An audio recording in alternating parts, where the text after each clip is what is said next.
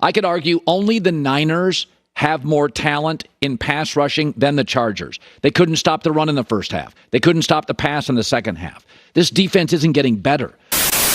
Him to take that next step to, like, it don't matter what the score is. I'm going to will my team to win. You want that. And I don't think he's done that a couple times in there. The Los Angeles Chargers lose a tough one, 38-41 to the Detroit Lions. This was a weird game to look at, especially on the Chargers' point of view, because I'm over here trying to blame somebody for the loss, and I can't find it. Justin Herbert, 27 of 40, 323, 4 touchdowns, has the interception, but that was a crazy, crazy great play by Kirby Joseph on the Lions. And then we have Austin Ekeler, 19 carries, 67 yards, and a tutty. Keenan Allen, welcome to the fountain of youth. You found it. You're beating Father Time at this point. 11 receptions, over $175 and 2 tutties. Man, I found the issue. The issue, it's a couple of things, but there are things that can be fixed. But unfortunately, I just don't know. I don't even know what the Chargers fan base is thinking. The fact that you guys keep losing these close ones, losing these games that I felt as if you should have won, and these are the teams that you want to beat. You want to beat the 6-2 Lions. That's going to help out the brand of Los Angeles Chargers being able to beat the good teams. I'm not counting this team out at all whatsoever, but I just don't get it. I mean, Derwin James had a game. He had a legit game. He was everywhere.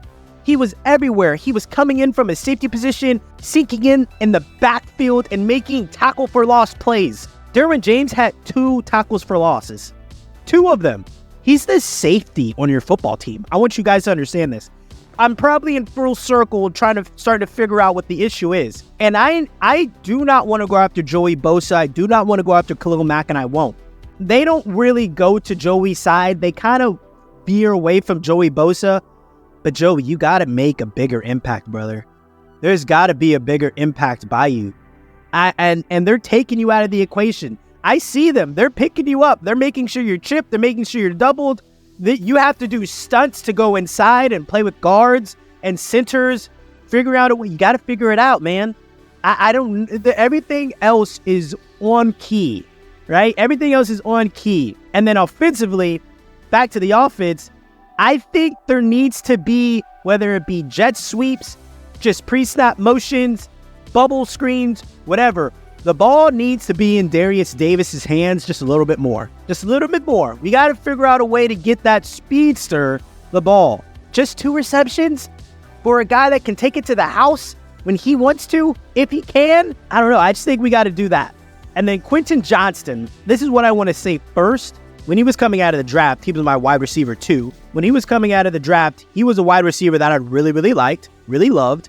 And the reason why I want to ask Chargers fans and not necessarily the world is because the world, unfortunately, they can only tell if a player is good based upon his fantasy points.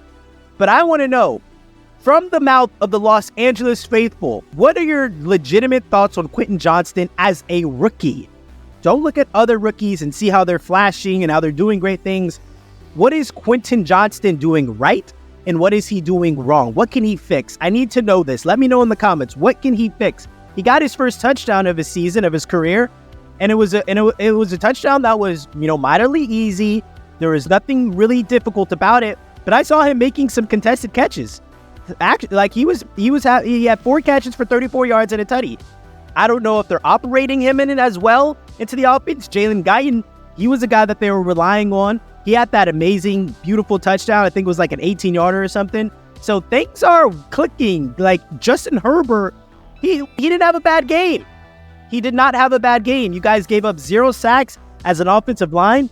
Like, I'm trying to find the actual issue, the actual problem. You guys lost to a really, really, really good team, and I'm trying to point the finger at somebody.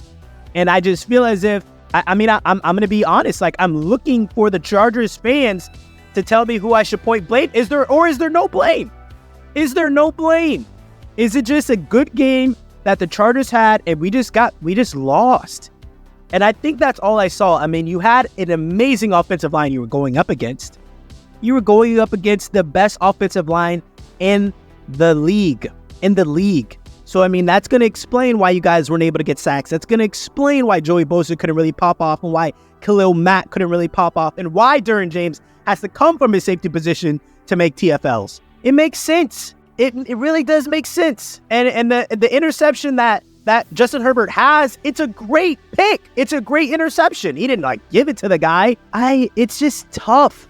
I mean, it's like y'all are cursed maybe. I don't like to bring that in or bring that up, but I'm not over the Chargers, okay? We got a lot of games left. We can get hot late and figure it out. But I like I said, I really, really am curious of what the Chargers fan base is actually saying. And this is another thing. And I just want to say this because we've been doing Chargers videos for a minute now. How do you guys feel about the fact that everyone clowns on y'all's fan base? How does that make the Chargers fans feel that every time there's a meme about a fan base not really being loyal to the fans, it's the Chargers? And I don't know if y'all see it, but we all see it. Every person not in LA can see it, I guess. I don't know if that's a product of Los Angeles or if that's how it really is. But unfortunately, I feel as if sometimes Chargers fans ain't really out there like that. But I could be wrong. That's why I'm asking y'all. That's why I'm asking you guys. Week 11, you guys are going up against the Green Bay Packers in Lambeau. This is it. This is the game. You guys actually have a 4-game stretch where you can get really, really hot. Hear me out. You guys beat the Packers. You can't fumble this one. Beat the Packers. They're not good. Jordan Love is not that guy. Their offensive line is not that great. Joey, Khalil, go buck wild. Get your frustrations out on those guys. And then, if you're able, on Sunday Night Football in Week 12, to shock the world and beat the Lamar Jackson-led Ravens, man, y'all are in it. And then after that, you have some easy dubs with the Patriots and the Broncos and the Raiders, and you're there. That's 9 wins. You got 9 wins. Go 5-0. Packers, a tough one against the Ravens. At home, you're at home against that Ravens front.